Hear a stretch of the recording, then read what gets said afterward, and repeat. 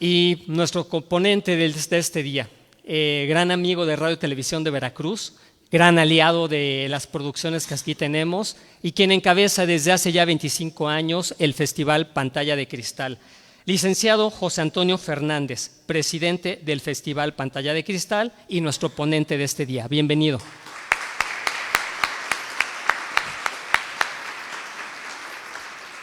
Si me permiten, daré una breve semblanza de la carrera del licenciado José Antonio Fernández, quien estudió la carrera de comunicación en la Universidad Iberoamericana. También es diplomado en alta dirección por el Instituto Nacional en Administración Pública. Fue subdirector de la Coordinación de Comunicación Social del Gobierno del Estado de México, oficina que elaboró los documentos fundacionales de Radio y Televisión Mexiquense, otro sistema hermano y aliado de Radio y Televisión de Veracruz. El licenciado Luis Antonio fue productor del programa Abriendo Surco en Radio Educación. Fue gerente de producción de la Productora Nacional de Radio y Televisión, Pronarte y de Imevisión.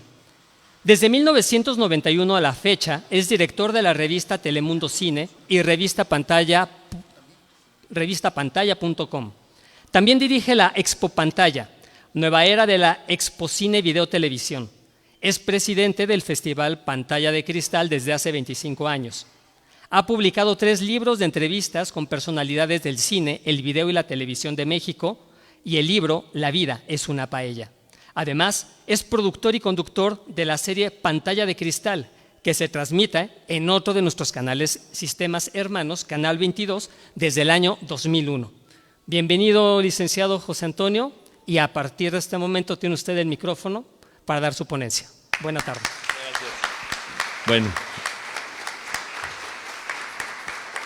Bueno, si me permiten me voy a poner de pie.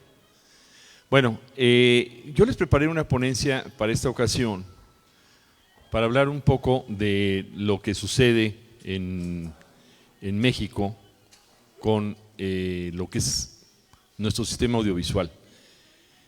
Y es una forma en la que ustedes pueden dar respuesta a la importancia que ha logrado tener el sistema audiovisual mexicano, tanto el cine como la televisión privada y la televisión pública.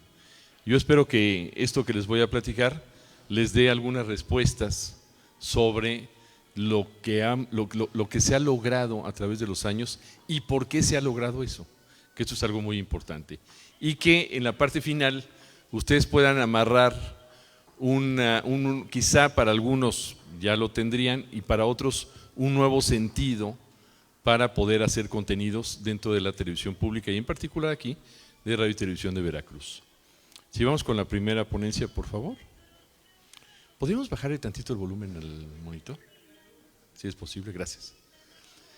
Bueno, entonces partiendo de la base en esta primera lámina, escribo esto: México se ha mantenido desde inicios del siglo XX y hasta este siglo XXI como una gran potencia de la industria audiovisual, tanto adentro de México como fuera de México. ¿A qué me refiero tanto adentro de México?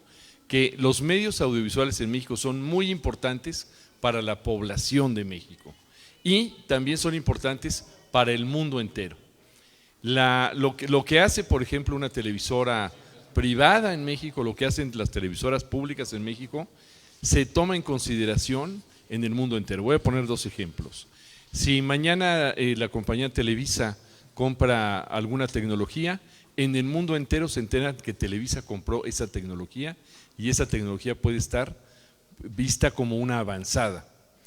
Si Canal 22, pongo como ejemplo al Canal 22, que conozco el tema, si compra una serie de televisión para pasarla, por ejemplo una serie de televisión de Radio y Televisión Española para pasarla en el horario estelar, entonces Televisión Española va a anunciarle al mundo entero que Canal 22 compró esa serie y que la va a pasar en horario estelar.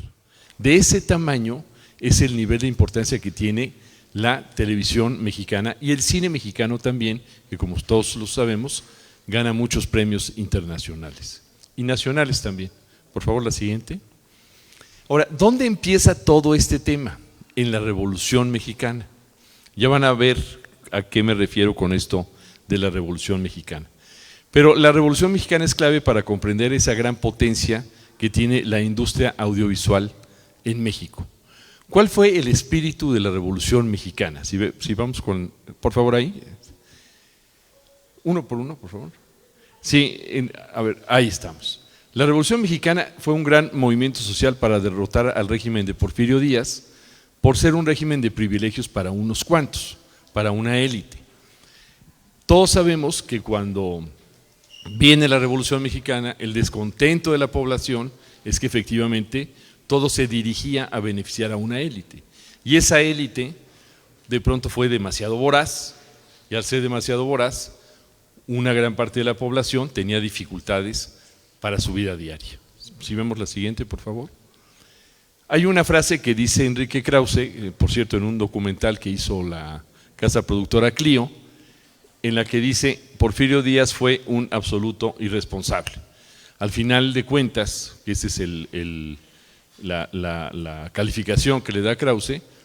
¿Por qué fue un absoluto irresponsable? Justamente por eso, porque dejó a una gran parte de la población desvalida o alejada de todos los servicios públicos posibles, y acordaba con círculos muy restringidos, muy limitados, con un número muy limitado de personas.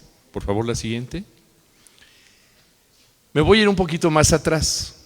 ¿Qué pasa con la independencia de México? Cuando viene la independencia de México, habría que preguntarnos qué logra la independencia. Por favor, la siguiente. La primera cosa que logra la independencia de México es que las decisiones que se toman en México se tomen en México. Antes de la independencia de México, porque mucha gente a veces se lo pregunta y me ha tocado estar en reuniones o en esta misma conversación que estoy haciendo ahora, que me dice la gente que no fue tan importante. Sí fue muy importante, porque viene a ser el caso como si aquí en Radio y Televisión de Veracruz, quien toma las decisiones las tiene que tomar la Dirección General, el Consejo y todos los que trabajan aquí.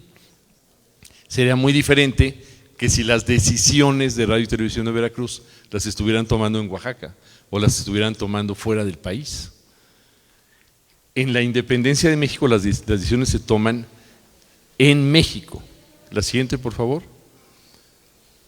¿Qué logra la reforma de Benito Juárez? La reforma de Benito Juárez, cuando viene la independencia de México, todavía la iglesia se quedó con mucho poder porque la iglesia estaba muy ligada a la corona española. Por favor, la siguiente. Hay que recordar que el Estado, a partir de las reformas de Benito Juárez, logra que los documentos válidos que antes expedía la iglesia los tome el Estado. Es decir, la iglesia, por ejemplo, las actas de nacimiento válidas eran las actas de bautismo de la iglesia. Las actas de matrimonio válidas eran las actas de matrimonio de la iglesia. Cuando viene las reformas de Benito Juárez, ya no importa casarse por la iglesia o no, se hace una acta de matrimonio, de ese matrimonio que es ante el Estado. Cuando una persona nace, a partir de ese momento, se hace un registro de nacimiento ante el Estado, ya no ante la iglesia. Y así otros muchos documentos. ¿Qué pasa con todos estos documentos? En el momento en que es el Estado en el que emite esos documentos, entonces ¿en dónde se toman las decisiones? En el Estado. Ya no hay que ir a ver al sacerdote de la iglesia para decirle me voy a ir a casar. Eso ya se hace como una cuestión paralela, pero ya no es lo fundamental. Así también las actas de defunción, por ejemplo. También las actas de defunción las hace el Estado. Después viene la Revolución Mexicana.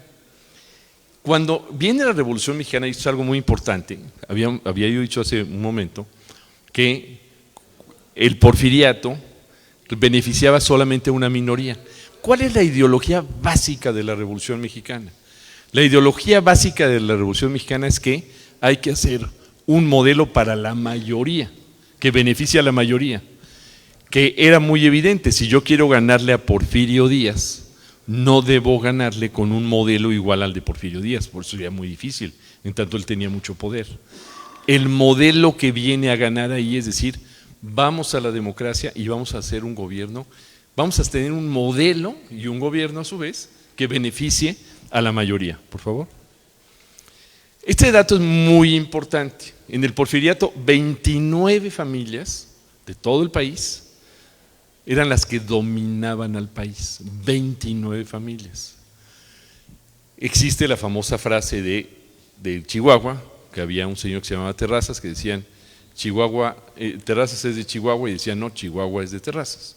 Porque efectivamente 29 familias tenían tanto poder que eso hacía que toda esa voracidad de la que yo hablaba al inicio fue tan grande que la mayoría de la población quedaba totalmente fuera de todo. Cuando viene el cambio, por favor la siguiente, cuando gana la Revolución Mexicana, que se llevó mucho tiempo para que eso sucediera, porque Porfirio Díaz, recordemos que estuvo más de 30 años en el poder, luego viene la lucha revolucionaria, luego de la revolución viene en plena revolución se hace la Constitución del 17, etcétera, etcétera, etcétera.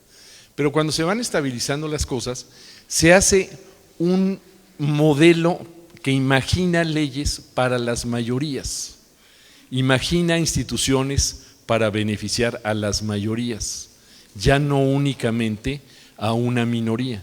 Y que las mayorías tuvieran algo más, sino que aquí las mayorías se vuelven el centro de toda la ideología de la Revolución Mexicana. Todas. Por favor, la siguiente. El primer punto es que el gobierno de la Revolución debe de gobernar para las mayorías. Ustedes aquí, por cierto, son al final de cuentas parte de un gobierno, la televisión pública. El gobierno de la Revolución, ¿qué tiene que hacer? Dar beneficios a las mayorías, debe de pensar en las mayorías. Por favor, la siguiente. ¿Qué sucede? Y aquí entramos ya al punto nuestro, al que es de nuestro ámbito. Aquí sucede algo muy interesante que a mí me gusta mucho empezar por esto, que es con la pintura. La pintura tradicionalmente, ¿en dónde estaba? Estaba adentro de los palacios, estaba en los caballetes, estaba en los retratos que hacían de personajes muy famosos, muy importantes. Pero los muralistas, los pintores de la época, Siqueiros, Rivera, Orozco, etcétera, se impregnaron de la Revolución Mexicana, que por cierto no hay muralistas mujeres porque los muralistas hombres eran muy machistas y los muralistas hombres impidieron que hubiera muralistas mujeres. Hay un documental muy bueno que les recomiendo, que lo pueden pasar aquí, creo, en Radio y Televisión de Veracruz, que se llama María Izquierdo, que es de la pintora mexicana, que cuenta justamente esta historia machista de los muralistas mexicanos, que por eso sucedió que no hay muralistas mujeres, sino hay muralistas hombres, en tanto ellos siempre estuvieron obstaculizando que hubiera muralistas mujeres. Sin embargo, María Izquierdo sí hizo murales, con todo y todo, se rebeló y logró hacer algo. Pero bueno, estos muralistas mexicanos lo que dijeron, vamos con la Revolución Mexicana. Entonces vamos a dejar el caballete y vamos a dejar de pintar los retratos de los señores que tuvieran más poder de la época. ¿Y qué es lo que vamos a hacer?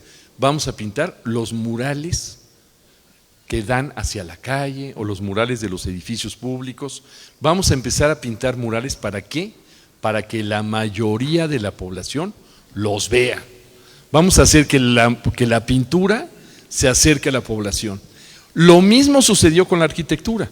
Solamente basta ver, por ejemplo, la Universidad Nacional Autónoma de México, la gran biblioteca de la UNAM, es una biblioteca que todo el mundo tiene su imaginación, aunque no la hayan visto alguna vez físicamente o presencialmente, pero es un edificio que claramente lo hicieron para que lo viera la mayoría de la población y la admirara. Así mucho del Museo de Antropología. Empezaron a hacer construcciones para la mayoría de la población. Los pintores, los artistas de la época, la música de la época, empezó a pensar ya en las mayorías, ya no nada más en las minorías. Ya los valses y todo este asunto perdió potencia y claro, los corridos empezaron a tener potencia, que la siguen teniendo hasta la hora, y los corridos siguen evolucionando como música popular, porque la música popular se volvió muy importante para México. No sucede tanto esto en otros países, eso es algo muy importante. Quizás en otros países la música popular siga conservándose, pero la música popular mexicana no solo se conservó, sino se desarrolló. Y ahora van a ver un poco por qué se desarrolló. por favor, la que sigue.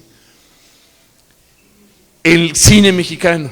El cine mexicano se inscribe en el mismo también concepto, en la misma ideología de la Revolución Mexicana. Entonces los cineastas mexicanos de la época, no los de ahora, que ya veremos ahora qué pasa con los de ahora. Los cineastas mexicanos de la época lo que hacen es pensar en las mayorías también. Entonces, ¿qué hacen al pensar en las mayorías? Hacen historias para las mayorías, hacen historias del pueblo. Todas las historias del cine mexicano de la época de oro, si no todas, una gran mayoría cuentan las historias del pueblo. Y en vez de poner al pueblo atrás, ponen al pueblo adelante.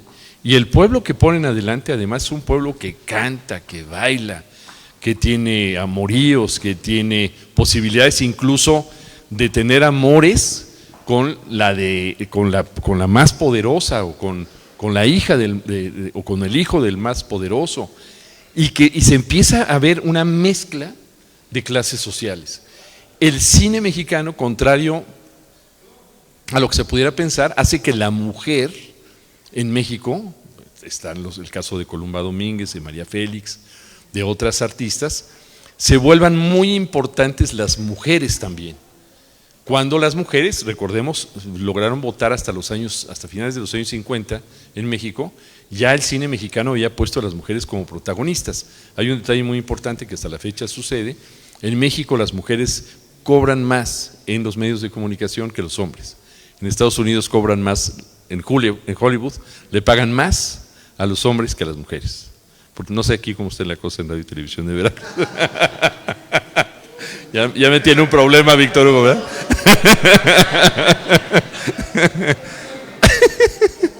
Bueno, pero así sucede en Hollywood. Bueno, el caso de la época de oro, entonces, se baña de ese espíritu de la Revolución Mexicana. ¿Y qué sucede? Pues que entonces las películas mexicanas hasta la fecha siguen siendo populares y el personaje más importante o los personajes más importantes, para no decir uno nada más, pues Cantinflas. ¿Quién es Cantinflas? Yo siempre he dicho que Cantinflas es el superhéroe mexicano, junto con Pedro Infante. ¿Por qué? Porque mientras en Estados Unidos crearon a Superman y a Batman y a todos estos personajes, en México el personaje que lograba solucionar los problemas pues era Cantinflas. Si vemos cualquiera de las películas de Cantinflas, se meten muchos enredos, pero al final es inteligente, al final es sensible, al final es humano y al final es invencible. Y Pedro Infante no en todas las películas, porque hay películas en donde sale muy de macho, que son películas que le han perjudicado mucho esa imagen. Muchas personas piensan que esa es la imagen del macho que se hizo muy famosa en México y muchos mexicanos quieren ser eso. Pero también él tiene otras películas en las que efectivamente se vuelve un personaje muy importante y también soluciona problemas. Pero Cantinflas es muy poderoso, también Pedro Infante y claro, otros más, Jorge Negrete, bueno, hasta me parece que hay que revalorar siempre a Mauricio Garcés, aunque tenga muchos críticos, pero creo que es un personaje que también fue muy importante, aunque ya es post época de oro. Por favor, la siguiente. La radio, ¿qué hace en México? Hace exactamente lo mismo. ¿Qué son las radionovelas? Chucho el Roto, por ejemplo, Calimán, El Hombre Increíble, etcétera. El Derecho de Nacer, que primero fue una radionovela. ¿Qué hicieron los que estaban haciendo radionovelas? No estaban pensando en hacer la radionovela para los que habían quedado del porfiriato. No, ellos estaban pensando en las mayorías, porque lo que les dijeron a ellos fue lo que ustedes tienen aquí, una antena que llega a toda la población y llega gratis a toda la población. Entonces, ¿qué pensaron ellos? Y esto aquí, a diferencia de lo que sucedió en otros países, en donde no existió esa tradición de radionovelas, aquí en México sí existió. ¿Por qué existió? Porque la Revolución Mexicana nos hizo pensar de una manera diferente. Porque la Revolución Mexicana es la tierra fértil, la tierra pródiga, que nos hizo pensar a todos los mexicanos de una cierta manera. Esa cierta manera hizo que las radionovelas tuvieran una posibilidad de surgir y de pensar en llegar a las mayorías. Que las radionovelas de la época, que es algo muy importante ubicarse, las radionovelas de la época se hacían con grandes artistas, se hacían con música original, se hacían con muchos guionistas, se hacían con grandes escritores. Las radionovelas de la época no era la radio que se hace hoy en la mayoría de las estaciones de radio, que se hace con una persona. Hay programas de radio que los hace una persona. No, los programas de radio de principios del siglo XX, todavía de la primera mitad del siglo XX, se hacían con muchísima gente, con muchísimos guionistas, actores, productores, con la gente que estaba allí efervesciente. Y muy importante, recordemos que por ejemplo la XCW invitaba al público a los estudios. ¿Por qué invitaba al público a los estudios? Porque iban por la mayoría. Ellos querían que el público llegara a los estudios. Hay una anécdota que yo cuento, que me contó a mí Juan Calderón, que cuando un día llegan a la XCW unos músicos y llegan 4 o 5 músicos con unos violines y unas guitarras, y entonces llegan con Emilio Azcárraga Vidaurreta y le presentan unas canciones. Azcárraga Vidaurreta fue un dueño de Televisa, abuelo del actual Emilio Azcárraga Gallán, que era muy activo y era muy proactivo con los artistas, le gustaba tener mucho contacto con los artistas. Ellos tenían un programa de radio para encontrar figuras. Ahí salió Pedro Infante, después de que había venido de Guamúchil, Sinaloa, que tenía un grupo musical, ahí concursó y ahí se dio a conocer Pedro Infante. Bueno, pues llega este grupo musical, y los oye Azcárraga y les dice, me gusta, pero ¿por qué no lo ponen 2 trompetas o 3? Y entonces los músicos le prometen a Azcárraga regresar en unos días con 2 trompetas o 3. Y ahí nace el mariachi mexicano. ¿Por qué quiso él que existiera el mariachi mexicano? Porque lo que quería era ir por el público. Porque él había vendido discos, había vendido aparatos para vender discos. Y él lo que quería era que el público estuviera escuchando la XCW. El mariachi mexicano nace de ese momento extraordinario en el que él pide que le agreguen las trompetas, y cuando los otros llegan a los 2 o 3 días con las mismas canciones, pero con las trompetas, lo escuchan y dicen, esto está a todo dar. Y empieza el mariachi y empiezan a componer, porque también eso es algo muy importante. Mandaban componer canciones para las radionovelas, como lo siguen haciendo para las telenovelas, y lo hacen con el afán de que estén ahí los mejores cantantes. Todos los cantantes famosos de México han pasado por ahí, todos los compositores de México han pasado por ahí, porque lo que quieren es mayorías, quieren mucho público. Y ya están acostumbrados a pensar en que los deben de ver millones de personas todos los días. A ver el que sigue. La televisión, cuando nace, no nació elitista. La televisión, así como la radio, así como el cine mexicano, no nació elitista. La televisión mexicana tampoco. De hecho, Televisa exporta a más de 50 países, todavía. Hay una anécdota importante de Televisa, bueno, yo la cuento así. Televisa tuvo algunos problemas hace algunos años porque sus telenovelas empezaron a tener poco éxito con el público y la gente ya no las veía. Y entonces se dice que mandaron a una productora a Turquía. Entonces la mandaron para averiguar qué estaban haciendo los turcos, que sus telenovelas estaban viendo muy bien en todo el mundo. Entonces llegó la productora a Turquía, contactó a varios productores, tuvo una reunión con ellos en un restaurante y les dijo, pues es que yo vengo a averiguar qué es lo que ustedes están haciendo, porque están teniendo mucho éxito a nivel mundial. Entonces le responde una productora de allá, le dice, pues mire, a mí hace unos 25 años me mandaron a México para preguntar qué estaban haciendo y averiguar, y estamos haciendo lo que ustedes hacían hace 25 años. Y es verdad, Televisa ahora volvió al modelo original, y entonces volvió a las telenovelas, si las ven, que son las historias de amor, porque a Televisa se le empezó a escapar el público. Hoy Televisa, en el año 2023, tuvieron el doble de audiencia en televisión abierta. Y claro que además consideren que es igual que Radio y Televisión de Veracruz, que tiene televisión abierta y por lo tanto está en televisión de paga, y por lo tanto está también en redes sociales, está en todos lados. que es la ventaja que siempre tendrá la televisión abierta sobre todas las demás televisoras. Bueno, vamos a la siguiente, por favor. Bueno, de la revolución a los años 80 se mantiene el modelo revolucionario y en lo que es la economía mexicana, todos lo sabemos, se mantiene el famoso sistema de economía mixta, en el que hay empresarios, la economía está cerrada, efectivamente, y el gobierno controla algunas empresas, después los empresarios van quebrando, todos sabemos esa historia, o van cerrando por distintos motivos, y el Estado va absorbiendo las empresas para conservar los empleos, y al final el Estado se queda con más de 1000 empresas públicas. Es una gran cantidad de empresas que el Estado se quedó con ellas pues sin querer. Sin querer me refiero a que no fue el Estado el que originó la mayoría de estas empresas, pero sí fue el Estado el que se fue quedando con esas empresas. Por favor. Aquí viene el cambio en los años 80. En 1985 exactamente, México firma un acuerdo de libre comercio con la Organización Mundial de Libre Comercio, con el GATT. Y entonces en ese momento México entra a un sistema de economía abierto.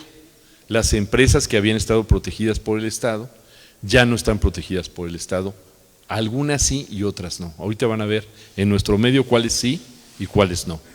Este primer acuerdo de 1985 se sigue desarrollando hasta que el 1 de enero, justamente ahora cumplimos 50 años, ¿no? De 1994, 50 años, no, 30 años, perdón, 30 años, de 1994 se firma el Tratado de Libre Comercio, o entra en vigencia el Tratado de Libre Comercio, con todo lo que sabemos que pasó hace 30 años, que pasa lo del movimiento zapatista, el levantamiento zapatista, que seguramente aquí en Radio y Televisión de Veracruz dieron la noticia, etcétera. Porque México cambia de modelo. Se da el famoso modelo neoliberal del que habla nuestro presidente todos los días. Efectivamente, cambió ahí el modelo. De tener el modelo de economía mixta nacionalista, cambia al modelo neoliberal, que con el TLC lo que sucede es que entran nuevas reglas para el país. ¿Cuáles son esas nuevas reglas? Esas nuevas reglas es que no puede haber empresas públicas en cualquiera de los sectores de la economía, porque el punto está en que debe de existir la competencia. Y si entran empresas públicas a sectores de la economía, pueden causar problemas de competencia. Por eso, por ejemplo, un banco como el Banco del Bienestar no es un banco que esté compitiendo con los demás bancos, pero sí es un banco que puede tener el Estado para dispersar. Eso es un poco complejo, sí es un banco que puede tener para dispersar fondos, pero no es un banco que esté compitiendo abiertamente con los demás bancos. No les va a quitar clientes a los demás bancos. Ningún banco en México ha sido afectado por la existencia de ese banco. En el caso específicamente del TLC, se da la apertura en el cine, en el negocio del cine. En el negocio de la televisión no se da la apertura, porque ni Estados Unidos ni Canadá quieren, ni México quiere. En México se da la apertura en telecomunicaciones. Me voy a explicar. En el caso del cine, se da la apertura al 100%. En México puede haber salas de cine de una empresa extranjera sin ningún problema. Puede haber producción de cine de una empresa extranjera sin ningún problema. De hecho, en México se cierra la compañía operadora de teatros y con eso se cierra la posibilidad de que haya cines en todo el país, porque era la gran distribuidora de salas de películas para salas de cine de todo tamaño, porque había muchas salas de cine en México chiquitas y había muchas salas de cine en México en muchos lugares. Si ustedes son aquí de Veracruz, de distintos pueblos que estén cercanos, a lo mejor recuerdan que cuando niños había salas de cine en sus lugares de origen y que hoy esas salas de cine no existen. Supongo que Jalapa sí tiene salas de cine actualmente, pero no sé cuándo las habrán abierto, porque la mayoría se cerraron y luego fueron abriendo. Cinemex está, no sé si esté aquí Cinemex, Cinépolis, esté Cinemagic, hay algunas, pero debe de haber muchos lugares de Veracruz que no tienen salas de cine, muchísimos lugares.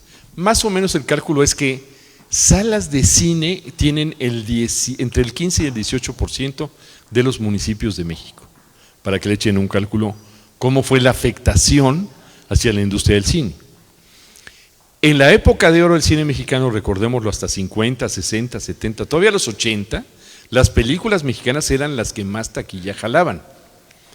Cuando en los 80, que esa es otra historia, a finales 70, 80, llega la película Tiburón y la película de la Guerra de las Galaxias, Hollywood le pega al negocio porque ellos andaban haciendo melodrama.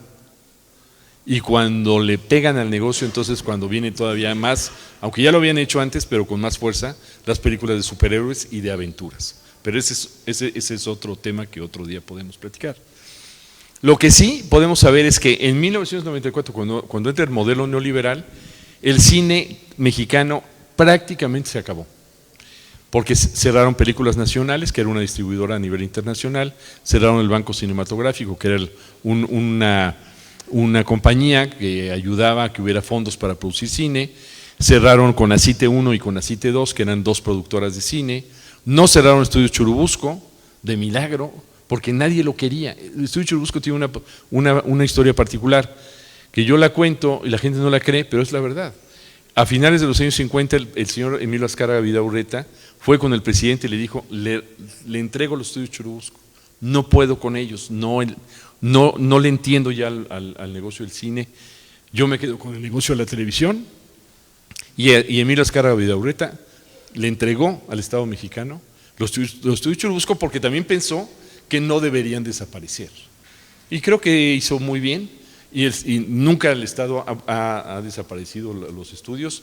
Estuvieron a punto de desaparecer en los años 90, pero los sindicatos se opusieron y no lograron desaparecerlos, aunque sí los cercenaron, por así decirlo, en tanto un terreno muy grande que tenían, la mitad lo convirtieron en el Centro de las Artes, y entonces le quitaron una selva que tenía, natural, por así decirla, natural, bastante grande, y le quitaron digamos que una zona que era muy buena para plataformas, que era necesaria, y los estudios se quedaron pues más chicos. Son grandes, pero eran mucho más grandes y mucho más eficientes antes para hacer cine. Pero bueno, el tema está en que el cine mexicano prácticamente se acaba. La producción de películas, que llegó a ser de más de 100 películas por año durante muchos años, en la época de oro del cine, después en los 60 también. En los 80 se recuperó el cine, ya más ayudado por el Estado. En los años 90 llegaron a producirse en un año 8, 10, 11 películas por año. Se dieron muchas discusiones en esa época. Yo, en lo particular, yo discutí mucho con varios en esa época, y yo estaba a favor de que se produjera más. Y había quien decía, no necesariamente, ¿para qué quieres producir más? Mejor vamos a producir bien y no más. Y yo les decía, no, hay que producir más y bien, pero no podemos quedarnos con 10 películas por año. Hoy, por fortuna, se hacen más de 200 películas cada año, aunque hay un problema que ahora lo van a ver. Por favor, la siguiente. ¿Qué pasa en el modelo neoliberal? Durante años la Revolución Mexicana, como lo expliqué, estaba pensando en la mayoría.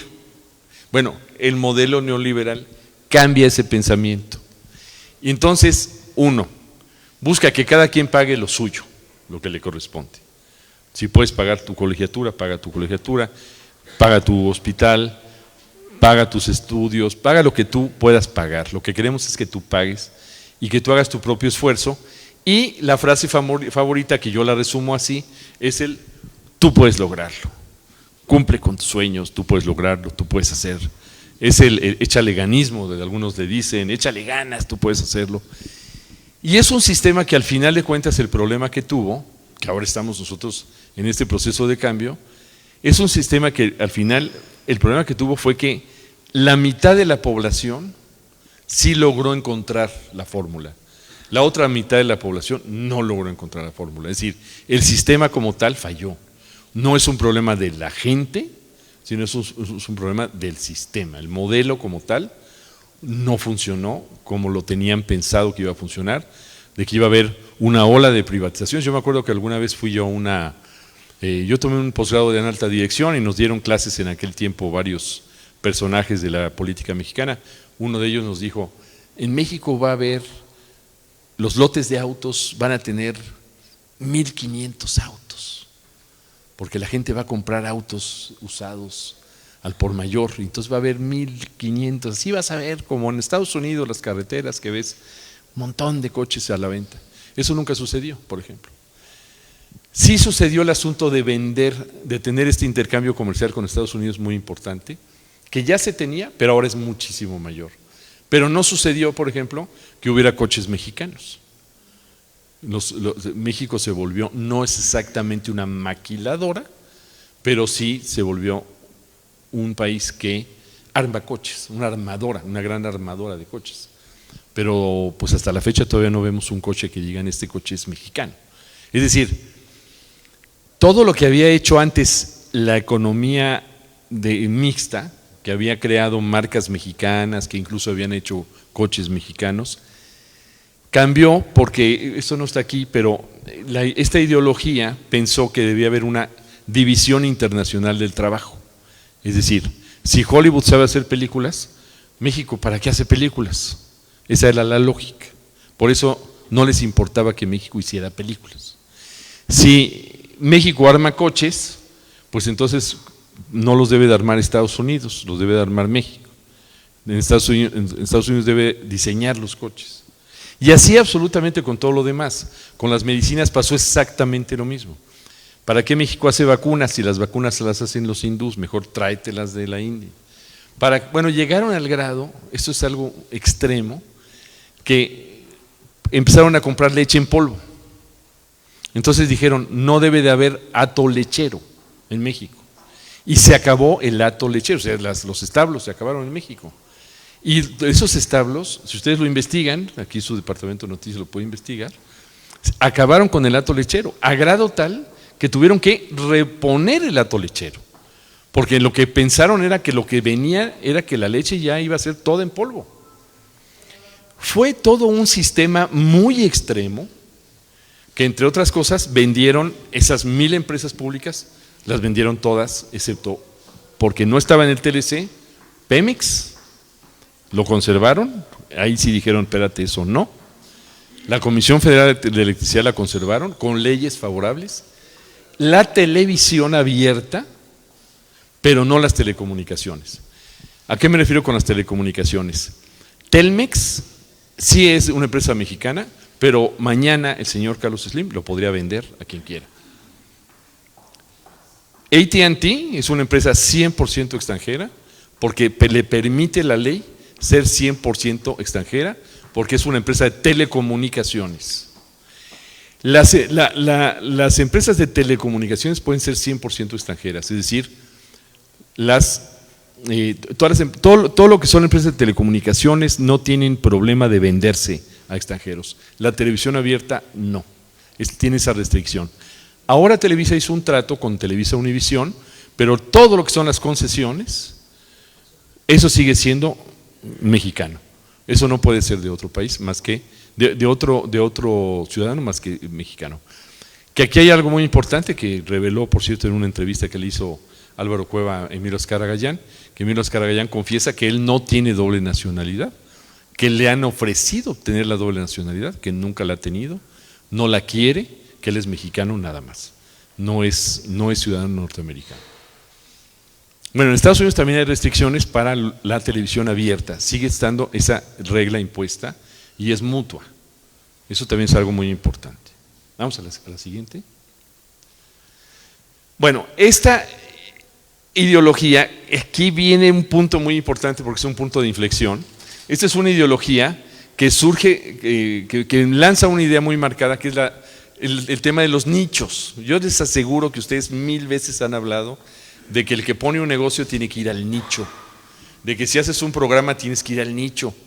Es que yo voy al nicho, muchas gracias, es que yo voy a ir al nicho porque este programa es para un nicho, no es para todos. Y es exactamente lo contrario de todo lo demás. Les había yo comentado. La ideología de la Revolución Mexicana es ir a las mayorías.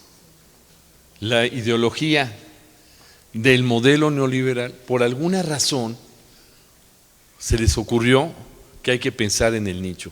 Pero ahora vamos a ver quién pensó en el nicho y quién no pensó en el nicho. Por favor.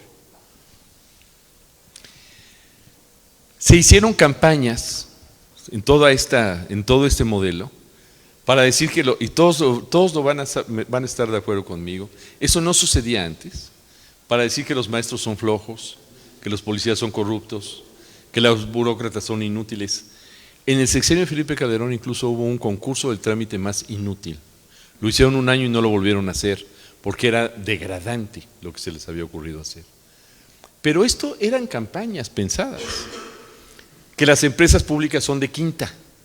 No, las empresas públicas no deben de existir porque los empleados públicos no saben hacer nada, no saben administrar, no saben manejar.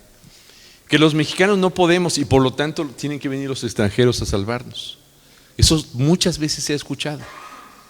Y que los sindicatos son un estorbo. Es muy importante decir que esto no pasó en Estados Unidos. En Estados Unidos, que tiene un modelo neoliberal, no hicieron esto. En Estados Unidos la gente no habla de maestros flojos, ni de policías corruptos, ni de burócratas. Sí, claro que existe problema pero no es una campaña. Y los sindicatos en Estados Unidos son muy fuertes, muy fuertes. De hecho, participaron dentro del Tratado de Libre Comercio y participaron ahora en la negociación del TEMEC y participaron incluso apoyando a sindicatos mexicanos. No para que sean un estorbo, porque sería absurdo que un sindicato sea un estorbo para una empresa. Eso no tiene ni siquiera sentido común. Si aquí hay un sindicato y si aquí hay un líder sindical, no puede ser un sindicato y un líder sindical que vaya en contra de la propia institución o de la propia empresa. Los líderes que hicieron eso estaban obviamente mal, estaban fuera de lugar, estaban haciendo algo indebido, ilegal, no tendrían por qué haber sido líderes. Vamos a la siguiente, por favor. ¿Qué sucedió? El reflejo de esto es escuelas públicas sin prestigio, el que podía pagar una escuela privada, hospitales públicos saturados y de bajo nivel de atención, el que podía pagar un hospital público, un hospital privado, calles y pueblos enteros con pésima infraestructura, todos lo sabemos eso, centros comerciales, sin embargo, muy bonitos, relucientes, escuelas privadas y hospitales públicos confiables también, muy bonitos. Entonces, ¿a dónde va la población en toda esta época? ¿Qué es lo que piensa la población en toda esta época? Pues yo sí puedo, entonces vamos a los centros comerciales a pasearnos, vámonos a las escuelas privadas y a los hospitales privados, porque los hospitales públicos están llenos y además yo no sé si voy a salir de ahí vivo. Entonces mejor vámonos a otro lado. Entonces se fueron deteriorando mucho los servicios públicos. Fueron muchos años de deterioro. La que sigue, por favor. Sin embargo, Televisa no se fue con la finta. Y Televisa siguió con la ideología con la que nació. Ellos no se fueron con el tema de los nichos, no. Aunque ellos tengan canales de televisión, Televisa tiene más de 40 canales de televisión, ellos se van más que con el tema de los nichos, se van con el tema de ciertos mercados. Bueno, si yo hago un programa para dentistas, no es que yo voy al nicho de los dentistas, no, yo voy con los dentistas, pero quiero ir con todos los dentistas. Pero Televisa como tal continúa con lo mismo. Televisa va por las mayorías. La que sigue, por favor. En cambio, la televisión pública sí va por los nichos. Es algo muy curioso que sucedió. La televisión pública, en vez de quedarse en el mismo lugar, como lo hizo Televisa, como lo hace TV Azteca va por todos los que puede. Se va por millones de televidentes, va por millones de televidentes. Y si ellos hacen un reality, si hacen la academia, van por millones, no van porque, no, yo voy nada más porque los que les gusta la música. No, yo voy por, o sea, ni siquiera piensan en eso. Ellos están pensando en ir por todos los que pueden.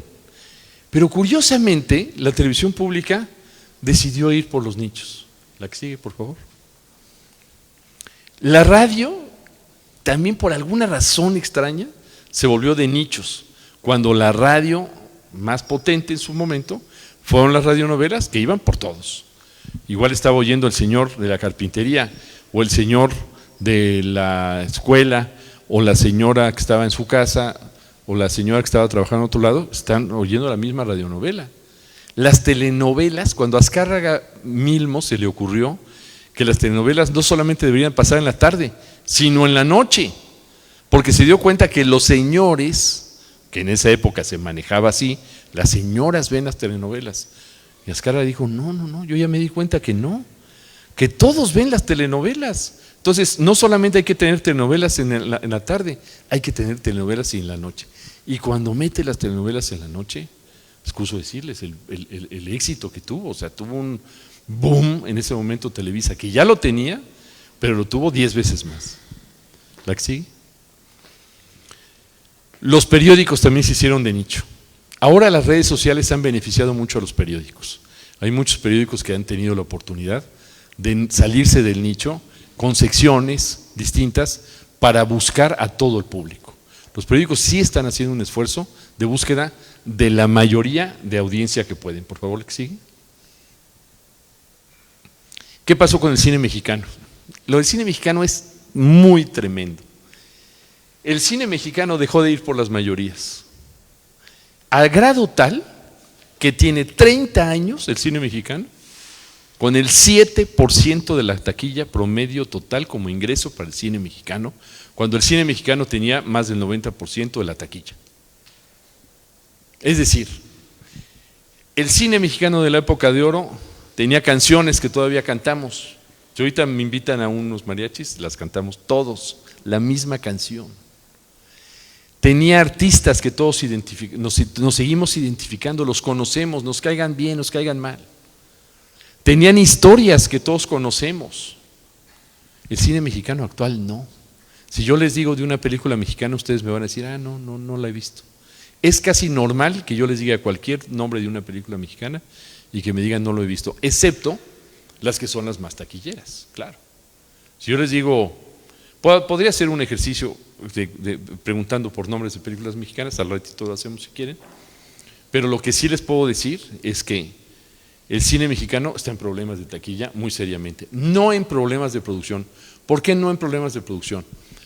Porque cuando vino la caída y cuando no se levantaba, no había salas de cine, se acabaron las salas de cine, empezó Cinemex con sus primeros complejos ya de distintas salas, luego vino Cinépolis, hoy hay más de 7,000 salas en México, pues se fue levantando un poquito el asunto del cine mexicano, pero realmente Hollywood acaparó el 90% de la taquilla. Entonces hoy en día Hollywood acapara en el cine, pero no en la televisión. Por favor, la que sigue. Un grave problema, según yo, es que el cine mexicano eliminó la música en el cine mexicano. No sé por qué lo hicieron, pero lo eliminaron, como si fuera menos. Le hicieron así muy feo. Y creo que cometieron un error muy, muy grande, que hasta la fecha, bueno, yo creo que la canción más famosa del cine mexicano es Sexo, Pudor y Lágrimas. Y esa sí la conocen todos ustedes. Pero díganme cuál otra. De cine mexicano, que conozcan, del nuevo cine mexicano. Trajo un soundtrack, estoy de acuerdo, Amores Perros, pero realmente que la gente conozca la canción de Amores Perros. Lucha de Gigantes. Estoy de acuerdo contigo. ¿Cuál?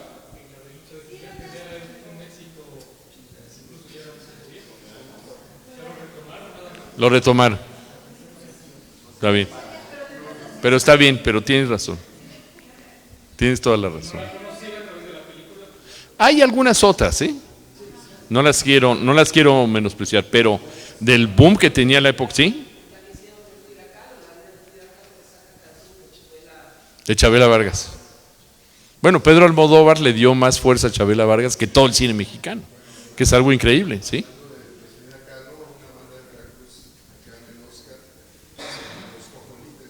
Los Cojolites. Por música, por la música. Exacto. Pero por alguna razón, la mayoría del cine mexicano dijo no a la música mexicana. A mí me parece que eso fue un error y yo se los he dicho muchísimas veces. ¿La que sigue? La productora de Frida, Salma Hayek, claro. Estas historias del cine mexicano que retratan la sociedad urbana moderna, que se desarrollan dentro de ese modelo neoliberal de 30 años, siempre retratan a la pobreza como una tragedia.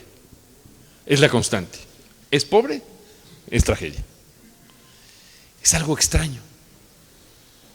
¿Por qué lo hicieron así? No es claro. Hay muchas teorías. Hay quien dice, es que no viven ahí. Entonces los ven de lejos y creen que porque hay pobreza, hay tragedia. Es que la tragedia les parece que pobres de los pobres. Hay muchas teorías sobre por qué se retrató así a esa sociedad mexicana. Claro que dentro de esa tragedia hay que retratarla, sí es tragedia, pero se volvió como una constante. Me decía a mí Antonio Serrano, el director de Sexo, Poder y Lágrimas, por cierto, me decía, en el Festival de Cannes, en el Festival de Venecia, premian al cine mexicano porque los europeos se lavan la cara. Él me lo dijo así porque él vivió en Alemania un tiempo. Y me dijo, mira, ellos se lavan la cara porque dicen, nosotros nos salimos hace 300 años. Y mira, así siguen mal, pero no es nuestra culpa que estén mal. Entonces les gusta premiar la tragedia mexicana. Pero si viene Sexo, Poder y Lágrimas, no la premian, porque en Sexo, Poder y Lágrimas es una sociedad viva, es una sociedad que vive bien, es una sociedad que no está mostrando una tremenda tragedia, aunque hay drama en Sexo, Poder y Lágrimas, sin duda alguna. Por favor, la que sigue. Ahora, ¿qué pasa a partir del 2018 con este nuevo modelo del que habla también el presidente todos los días? ¿Sí hay un cambio de modelo? Sí hay un cambio de modelo. ¿Por qué? Porque justamente el cambio de modelo es pensar nuevamente en las mayorías. Entonces, todas las decisiones gubernamentales están orientadas a pensar en la mayoría, y eso se escucha todos los días.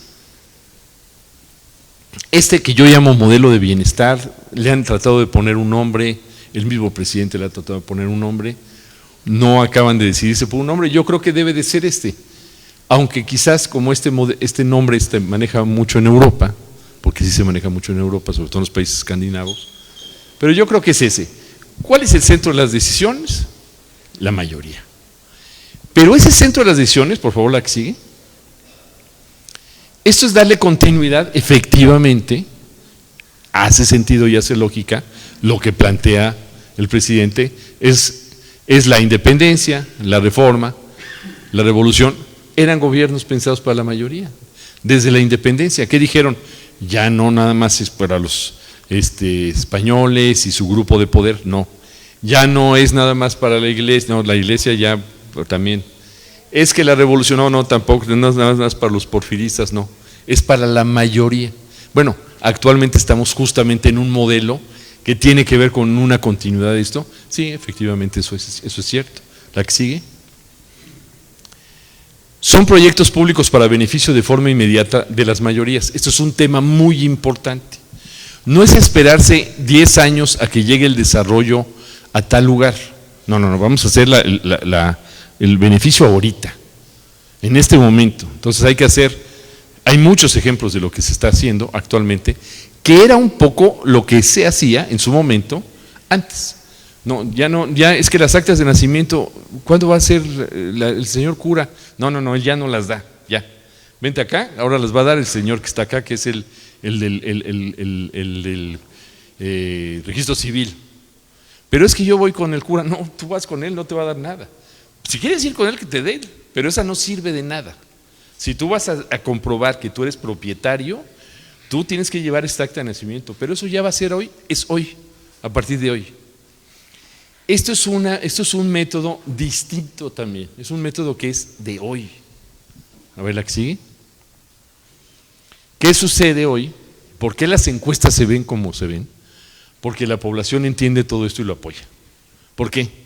Porque yo me estuve esperando a que me dieran un beneficio 20 años, pero ahora ya me lo dieron. Entonces es un modelo que le entiendo más que al otro modelo. Y es un modelo que si me funciona, que sabemos que hay lugares donde funciona mejor y otros lugares donde no funciona mejor, pero si es un modelo donde funciona, pues a mí me conviene. Y entonces, ¿qué es lo que sucede? Pues las encuestas lo están diciendo. La que sigue, por favor. ¿Qué pasa con las grandes marcas mexicanas? Y esto es algo muy importante. Todas estas marcas no se fueron con la finta del modelo neoliberal. Se los voy a decir. Televisa, hay más, TV Azteca, Aeroméxico, que Aeroméxico cambió, por cierto, porque ahora Aeroméxico puede vender días boletos de a 200 pesos, todos lo sabemos, de a 500 pesos, de a 1,000 pesos, ida y vuelta. Corona, la cerveza, no la hicieron para una élite, ¿o sí? El señor Banorte, tampoco. Banorte dijeron, Banorte, no más para el norte, Banorte es el Banco de México, así se llama su eslogan, ¿no? El Banco de México. El Gansito, el pastelito más comido de México, ¿no? Todo el mundo se ha comido un Gansito. Este aparato Clip, ¿qué se les ocurrió a los de Clip? Los anuncios, nosotros hemos premiado en el Festival Pantalla de Cristal sus anuncios. Los anuncios se ve a la gente de los mercados usando Clip. Bueno, me tocó ver una entrevista del Escorpión Dorado con Ricardo Salinas Pliego, que se lo suben, a lo mejor ustedes la vieron, se lo sube a su camioneta y le dice, vamos a tomarnos una copa de champaña, le dice. Entonces le dice Ricardo Salinas, pero no traigo. No, yo te voy a invitar. Lo mete a un mercado y en el mercado hay botellitas de champán ahí y pagan y le dice, ¿traes con qué pagar? No, pues no traigo dinero. Y efectivamente no traía dinero. Pero yo sí pago y saca y paga con una tarjeta Clip en el mercado. ¿Qué pensaron los de Clip? ¿Vamos por quién? Por las mayorías. Los de Peñafiel, los del señor Sanborns, el señor Imbursa, el tequila mexicano en los años 80 era no era para nadie, porque estaba desprestigiado. A alguien se le ocurrió y dijo, no, ¿cómo que el tequila? Tequila es el tequila mexicano. Hoy el tequila es más prestigiado que el whisky. Si yo aquí pongo una botella de whisky y hacemos una fiesta, ¿estás de acuerdo hoy en la noche? Una de whisky, una de tequila, una de mezcal y otra de vodka, se van a acabar las de tequila y de mezcal primero. Y la de whisky hasta a lo mejor ahí la dejan y se van, ya no quieren ni estar en la fiesta porque no se la quieren tomar. El mezcal, la leche Lala, Alpura, Claro, Cinépolis, Coppel, Cinemex, Santa Clara, los helados, Bimbo, ¿qué podemos decir de Bimbo? Telcel, Banco Azteca, Electra, Itálica, Liverpool, Oxxo, el doctor Simi. O sea, una farmacia que es para todos. Pero no solo es para todos, sino que también te enfermas y ahí te van y te atiende una doctora. Yo fui hace 2 noches al doctor Simi, por cierto, me sentí un poco mal. Y en la noche fui y estaba lleno. Y me atendió una doctora ahí, así. La misma marca AMLO que platicábamos. Vas a los mercados y hay AMLitos. O sea, es algo increíble. AMLitos además disfrazados de distintos personajes. Pemex, que siempre entendieron eso los de Pemex. Cancún, bueno, Cancún es una marca, la mayoría, pero mundial. Yo he tenido juntas con la Asociación de Hoteleros de Acapulco. Y los hoteleros de Acapulco, aunque ustedes no lo crean, si ahora me están viendo, ellos creen que van a los nichos. O sea, ¿en qué momento se les ocurrió que iban al nicho? ¿Qué pasó con Acapulco? Dejó de tener hasta vuelos internacionales. ¿Alguien puede creer eso? Después de que Acapulco fue un lugar extraordinario para que fuera toda la gente ahí. Hoy en día tiene mayor prestigio San Miguel de Allende como destino internacional que Acapulco. Eso no tiene sentido. Cuando Acapulco es una joya, cuando Acapulco es una maravilla. Ahora Acapulco tiene dificultades y ojalá le encuentren la manera para que vuelva a ser lo mismo que siempre fue, no siempre, pero durante muchos años, que era un lugar visitado por gente de todo el mundo, particularmente por gente de Estados Unidos. Pero Cancún, ¿qué me dicen? Cancún es una marca mexicana a nivel mundial. ¿Y qué les digo de Tulum? Tulum también. Y Acapulco lo meto también. Y por supuesto, la Ciudad de México. Y yo creo que ustedes también aquí tienen a Jalapa como un lugar importante, y Veracruz, sin la menor duda, que siguen siendo 2 marcas muy potentes que yo creo que a cualquiera que se le diga en México se le diga Jalapa o Veracruz, es Jalapa y Veracruz. Por favor. Yo creo que Televisa es muy importante, porque Televisa defendió el modelo.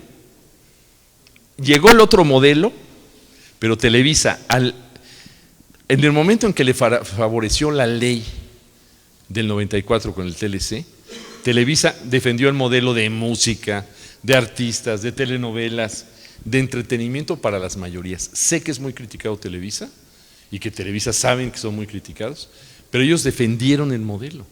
Y al final de cuentas siguieron produciendo música, siguieron produciendo artistas, siguieron produciendo historias, siguieron exportando, siguieron haciendo dirección de arte, fotografía, todo.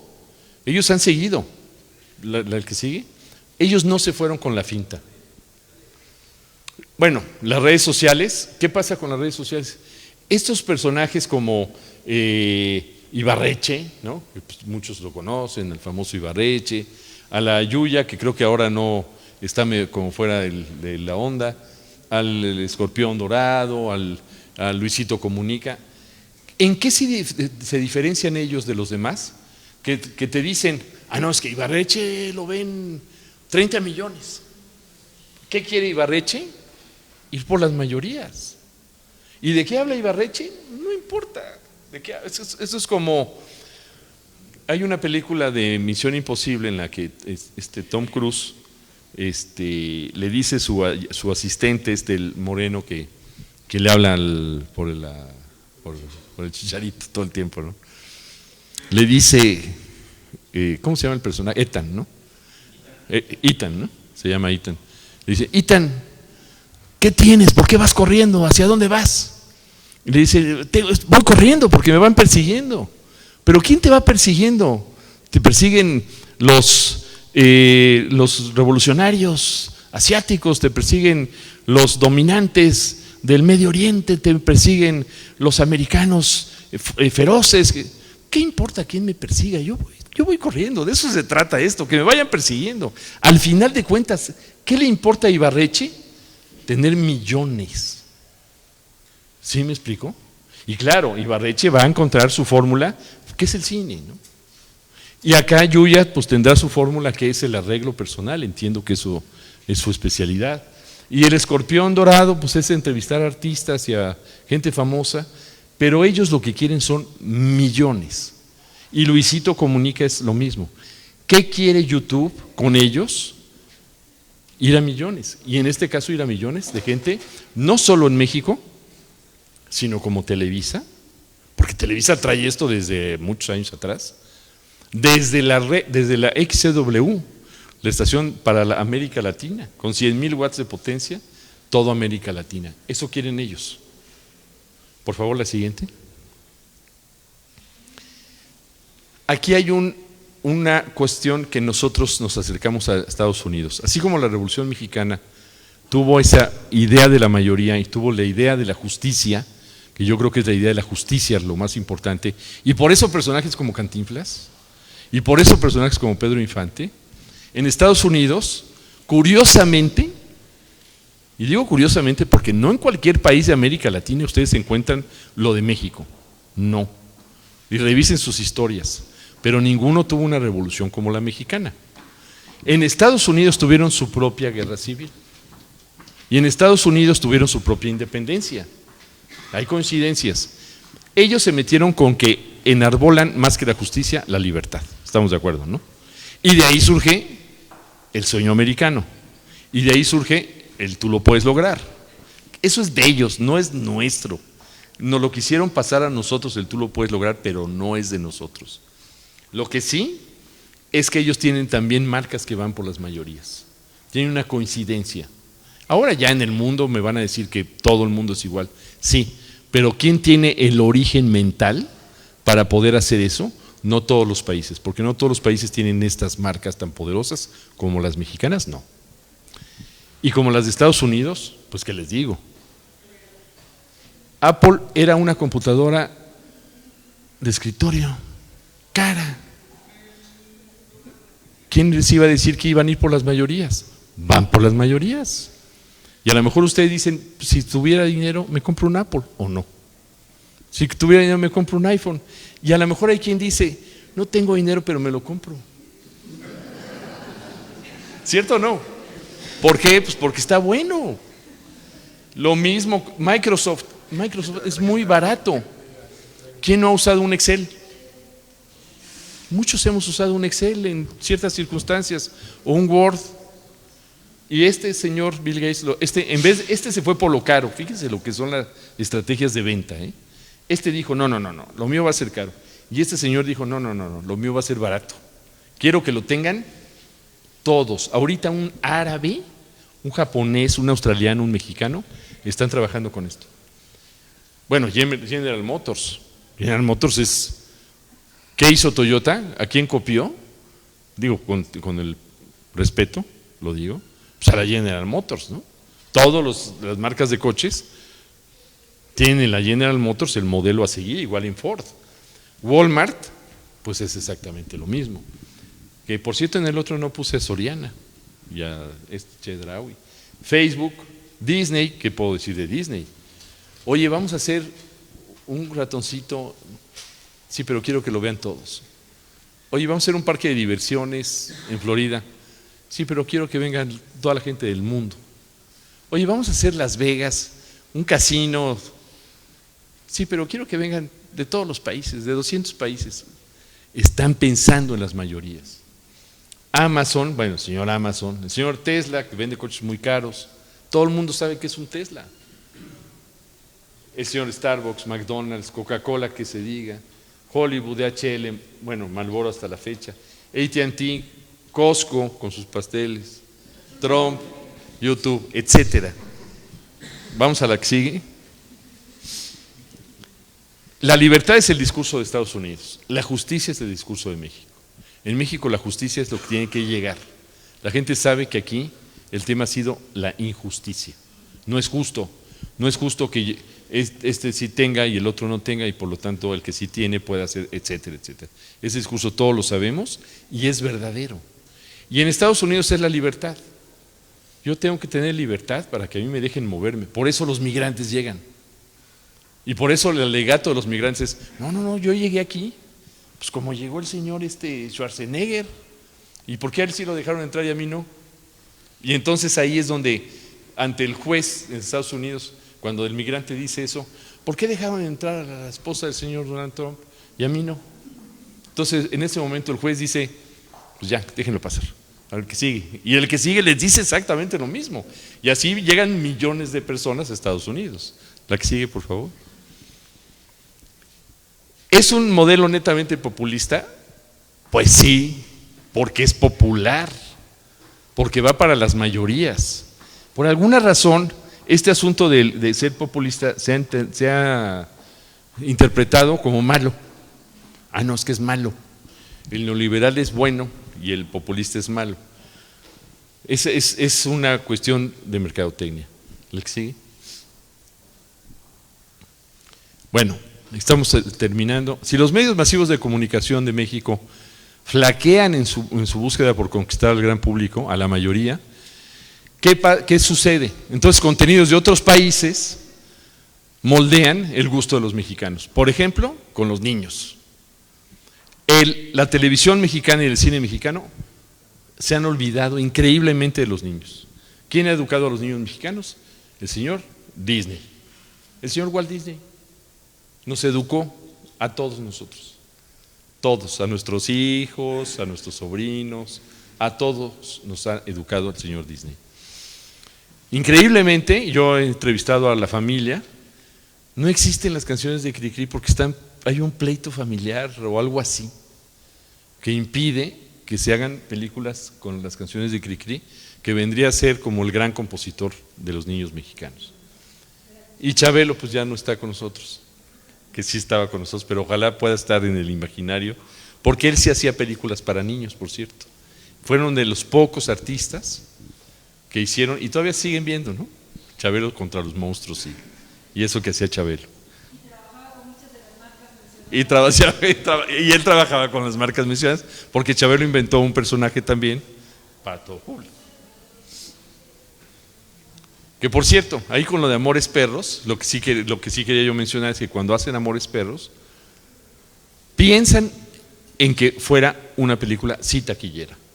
Como también Eugenio Derbez, cada vez que hace una película, piensa que su película sea muy taquillera. No logró lo de No se aceptan devoluciones, no.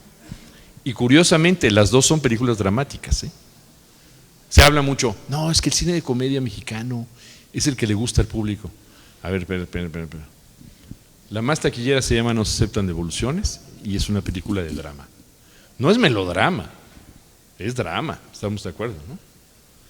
Amores Perros, La Ley de Herodes, son dramas, ¿o no? Y son las películas más taquilleras. También está ¿Qué culpa tiene el niño? Por ahí metida también con muchos espectadores, más de 5 millones de espectadores. Pero yo siempre digo que ¿cuáles son las películas de terror mexicanas? Las películas de terror mexicanas no son las de los monstruos, sino es justamente La Ley de Herodes, Amores Perros, El Infierno, La Dictadura Perfecta, etcétera, ¿no? Son las películas de terror mexicanas, las hace Luis Estrada. A ver, la que sigue, por favor. Bueno, la cultura mexicana contemporánea necesita de los medios masivos de comunicación para que sigan produciendo o difundiendo contenidos pensados para el público masivo, para la mayoría. A mí hay algo que me llama mucho la atención, pero si ahorita vamos a un restaurante, vamos a escuchar las canciones jarochas y casi no salen en televisión, casi no salen en ningún medio de masivo, pero todo el mundo las baila, las pide, las canta, y es que están en el pueblo. La mayoría trae esas canciones adentro del corazón. La que sigue, por favor. El ecosistema audiovisual mexicano debe ser cada día más poderoso, pienso yo. Lo será siempre y cuando los medios de comunicación masiva, este es un medio de comunicación masiva, sigan teniendo el máximo entusiasmo por conquistar al gran público a millones y millones. Yo digo que los programas de aquí de Radio y Televisión de Veracruz o de Puebla pueden pensar en Estados Unidos también, en España, en Centroamérica. ¿Por qué no? Millones y millones y millones de personas se pueden conquistar, sí. Medios públicos deben de pensar en las mayorías, sí. Pensar en las mayorías no significa hacer lo mismo que hace Televisa. Televisa es otro modelo que se puede analizar. ¿Por qué es otro modelo? Porque es un modelo comercial. Ellos responden al modelo comercial, no responden al modelo de medios públicos. El modelo de medios públicos es otra plataforma. Es como decir la Cineteca Nacional y Cinépolis. Es como decir el Museo de Antropología y un centro comercial. Son dos cosas distintas. ¿Qué va la gente a hacer al Museo de Antropología? Va a conocer la historia, va a ver por qué se valoran o no se valoran los pueblos originarios, etcétera. ¿Qué va la gente al centro comercial, que a lo mejor está más lleno? Bueno, la gente al centro comercial va a conocer otras cosas, los diseños de hoy, va a ver lo que sucede hoy. Y en el Museo de Antropología va a ver lo que sucedió en el pasado. A ver, otra. Yo creo que es tiempo que regrese el muralismo mexicano. A mí me encantaría ver que mañana pudieran decir, el señor fulano de tal va a pintar aquí todas estas paredes.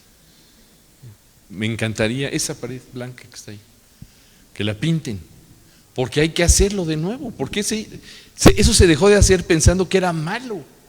¿Y qué sucede hoy? Que esos artistas no eran propagandistas, verdaderamente hacían arte, no eran propagandistas del PRI, porque si hubieran sido propagandistas del PRI, hoy ninguna de esas pinturas sería admirada y valorada.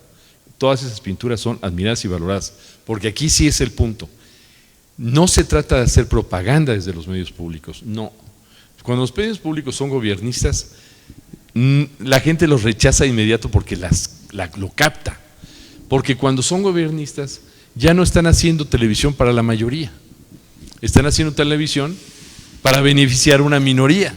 ¿Sí me explico? En cambio, cuando es para la mayoría, la gente lo capta y a la gente eso le gusta. ¿La que sigue? También la arquitectura. Yo creo que la arquitectura debe de revivir en México, una arquitectura mexicana, moderna, que ya los arquitectos sabrán qué es lo que tienen que hacer, pero que se vea una arquitectura mexicana, que yo no llegue a un lugar y que diga, esto como que se parece a Miami, ¿no? No, es nuevo, pero no porque sea nuevo tiene que ser igual que lo que se está construyendo en todo el mundo. No, la arquitectura mexicana de los años dorados se hizo una arquitectura verdadera mexicana, pero cuando se empieza a desprestigiar todo lo mexicano y pensar que los extranjeros son los que sí saben y nosotros no, ahí se dio el traste con muchas cosas. Por favor, la que sigue. Yo diría que se necesitan más canciones, más artistas, más películas, más telenovelas, más programas de concurso, más reportajes como los que ustedes están haciendo. Este reportaje de Laudería. ¿Cualquiera de ustedes que ve Laudería les gusta o no? Pues claro. Más humor mexicano, más romanticismo de la música mexicana, más discusiones, más ánimo, para que el ecosistema audiovisual mexicano siga siendo poderoso, que ya lo es. Ahora venía yo platicando con Fernando Sánchez Mejorada. La televisión comercial siempre ha estado de avanzada. Y la televisión pública hoy está de avanzada. Los medios públicos están de avanzada. Vean qué buenas instalaciones tienen ustedes. Muy buenas. ¿Verdad, señor director? A todo dar está. Conviven con el cerro, con la naturaleza. Están muy bien. Tienen el lugar, tienen todo. ¿La que sigue? Para terminar, yo les diría, quien pierde su identidad entrará a un periodo de confusión. No pierdan su identidad. Ustedes son de aquí.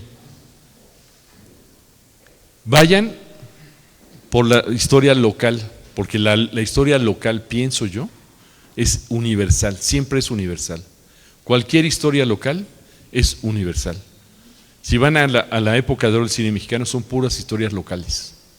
Si van al Santo, que no lo mencionamos, también es un superhéroe mexicano. El Santo es una historia local, el Santo contra las momias de Guanajuato. Pues más local no se puede ser, ¿no? Y es divertido, la gente sigue divirtiéndose con eso. Les agradezco mucho, muchas gracias.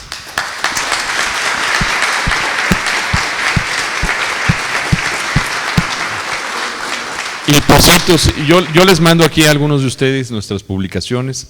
A Marc se las mando, pero si quieren que se las mande y con vía alguien me dan sus datos y yo con mucho gusto se los envío. Es digital, ¿eh? Es digital. Es digital, todo es digital, sí. Muchas gracias. A partir de este momento agradecemos esta ponencia, magna ponencia, Ecosistema Audiovisual en México, impartida por el licenciado José Antonio Fernández, presidente del Festival Pantalla de Cristal.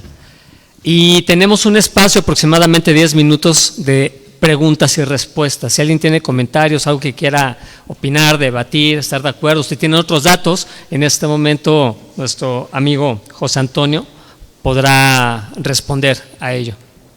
Si quisieran, si no. Si quieren alguna duda, alguna cosa. ¿No? ¿Nadie? ¿Todo estuvo muy claro? ¿Todo? Bueno. A ver, sí. Sí.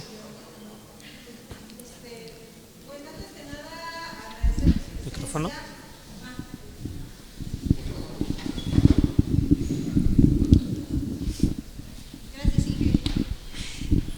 Agradecer tu presencia, felicitarte por tu trabajo, por la pasión con la que lo desempeñas y decirle a todas y a todos que este es como un sueño para mí hecho realidad. Es un gran regalo de Día de Reyes estar con todos mis compañeros y compañeras, con mujeres y hombres con quien comparto el gusto y la pasión y la gran oportunidad de hacer radio y televisión. La verdad es que este es como un sueño hecho realidad y qué padre estar escuchando también a una persona como tú con toda la experiencia y con toda la pasión que le impregnas a lo que haces. La verdad que es un honor que estén hoy aquí invitados especiales como ustedes en un día tan importante para esta televisora y radiodifusora.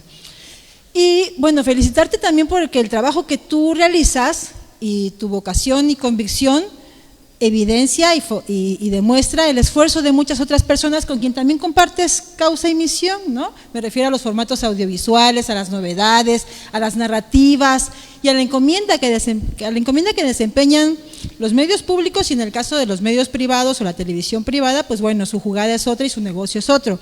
Me parece que eso es evidente. Pero en el caso de los medios públicos, me gustaría saber digamos, ¿con qué frecuencia llegan trabajos de medios públicos a la convocatoria que realiza el Premio Pantalla de Cristal que tenga que ver con las temáticas de los premios que hoy se reconocen o de los trabajos que hoy se reconocen, por ejemplo? En muchos años, ya lo veíamos en esta transmisión, se han reconocido algunos de los proyectos de RTV con temáticas culturales y digamos que tienen que ver con historias de vida, pero que rebasan también el tema del folclore, y muchos de los contenidos de los trabajos de mis compañeros han apostado por la denuncia social, por demostrar desigualdades, por violencia, por ejemplo. ¿Con qué frecuencia Pantalla de Cristal recibe trabajos que tengan que ver con estas temáticas desde medios públicos? Y por otro lado, aprovechando que es nuestro cumpleaños, pedirte tu opinión. ¿Qué opinas del trabajo, de los trabajos que has recibido por parte de Radio Televisión de Veracruz? ¿Cuál sería tu opinión personal como un especialista del tema audiovisual? Y gracias nuevamente. Muchas gracias. Bueno, sí tenemos una muy buena participación de parte de los medios públicos, particularmente en dos categorías, en la categoría de reportajes y en la categoría de documentales. También tenemos participación en anuncios de televisión, internet, que así les llamamos, y en algunas ocasiones en videos corporativos. Básicamente la parte fuerte, digamos así, de los medios públicos es documentales y reportajes. En documentales y reportajes son medios públicos incluso no solo de México, sino de Iberoamérica. Y Radio y Televisión de Veracruz, decía yo hace un momento en el programa de televisión, sí se distingue por algo que me parece muy interesante, y es que están cuidando todas las disciplinas que participan en una producción. O sea, están cuidando la fotografía, están cuidando la banda sonora, están cuidando la edición, están cuidando el guión, concepto narrativo. Nosotros decimos guión, concepto narrativo porque pensamos que los formatos, que siempre los invitamos a que piensen en los formatos, y yo explico así lo de los formatos. Un autorretrato les van a venir a la mente estos autorretratos. Un autorretrato de Picasso es distinto a un autorretrato de Frida Kahlo, a un autorretrato de Van Gogh. Ese es el guión, concepto narrativo. Es la manera que tiene de contar cada quien una historia. El autorretrato es, al final de cuentas, un autorretrato, pero ¿cómo lo quiero contar? Ese es el formato. Ustedes han ido explorando las distintas disciplinas para lograr hacer los conceptos narrativos y están explorando también distintas formas para contar las historias. Y ahí es donde se da la originalidad. Cuando se da la originalidad, que yo creo que ustedes la tienen, cuando se da la originalidad, esas historias quedan en la mente. Creo que esa combinación está siendo buena, creo que ustedes están siendo audaces, están apostando por contar las historias a su manera, y que ahora les vamos a dar una mención especial por eso, por contar las historias locales, por salir a la calle y contar las historias locales. Un reportero que nosotros hemos premiado en varias ocasiones, Hugo Garizurieta, colaborador aquí de Radio y Televisión de Veracruz, me dijo una frase en una entrevista: reportero que no se gasta la suela de los zapatos no es reportero.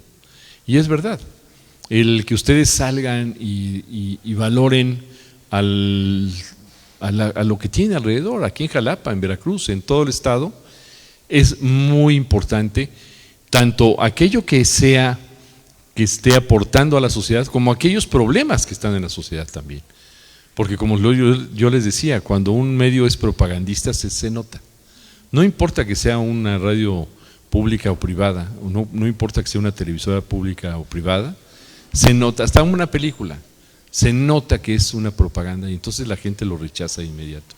Pero cuando se retrata aquello que está en la sociedad, dejando a un lado la palabra bueno o malo, sino retratar aquello que vamos viendo y que nos llama la atención, ¿qué es lo que ustedes están haciendo? En el caso de Laudería, por ejemplo, cuidaron todo. Es un muy buen ejemplo.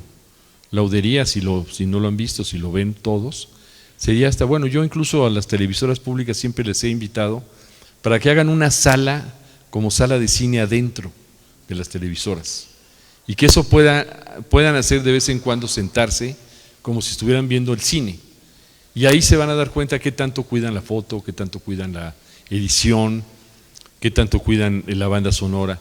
Cuando logran cuidar todo es cuando se ponen adelante en el caso del festival es cuando se ponen adelante las producciones. Marx, que ha sido jurado del festival varias veces, sabe cuál es nuestro método. Tenemos un método único, con un sistema de votación único también, que se lo estoy vendiendo yo al INE para que cambie el sistema de votación en México. No, si es un sistema de votación único, no es como ustedes lo piensan. Marx ha participado y Marx sabe que nuestro sistema es además muy fuerte, es decir, si aquí sus producciones ganaron menciones especiales y ganaron pantallas, es porque las defendieron, porque hubo discusiones y porque en las discusiones del jurado soportaron las discusiones y resultaron premiadas. Yo creo que usted está en el camino correcto, en el sentido de cuidar todas las especialidades que contribuyen a que una producción brille. Y eso significa que el productor debe tener muy claro lo que está haciendo, y si no lo tiene muy claro, debe también buscar claridad y abrirse a que los demás colaboren con eso que está él haciendo, porque al final de cuentas es un trabajo en equipo. Cada producción, aunque sé que radio, como decía yo, a veces ya lo hace una sola persona, pero normalmente en el caso de televisión es imposible que lo haga una sola persona. Hasta el encuadre del noticiero hay que pensarlo, hasta el más mínimo encuadre, el mueble, si el mueble tiene un rayón y la gente se da cuenta que tiene un rayón, ya se distrajo la gente. Y volvería al caso de laudería. En laudería no hay distracción porque está bien hecho, y a la hora que las cosas están bien, lucen y brillan y la gente se concentra, porque al final de cuentas lo que todos buscamos en los medios de comunicación es buscar la concentración del público. Si se logra la concentración del público, todo es ganancia. Yo creo que yo les diría, sigan por ese camino, por el cuidar las distintas disciplinas, por valorar el trabajo de todos, por valorar mucho el trabajo de audio, porque también es algo muy importante. En televisión luego se valora poco el trabajo del audio, muy poco, y la banda sonora es muy importante, y los sonidos de lo que se está grabando, en el momento que está grabando, muchas gentes lo dejan de lado porque es muy difícil hacerlo, y hay grandes producciones que no trabajan con sonido directo. Ustedes sí hacen sonido directo, ustedes sí le están dando importancia también a la música local, Paisaje sonoro. al paisaje sonoro, está bien, y eso también es algo muy importante. Entonces yo los felicito por el trabajo que han hecho, porque ahora celebren estos 44 años y que le den orgullo a Radio y Televisión de Veracruz como lo están haciendo.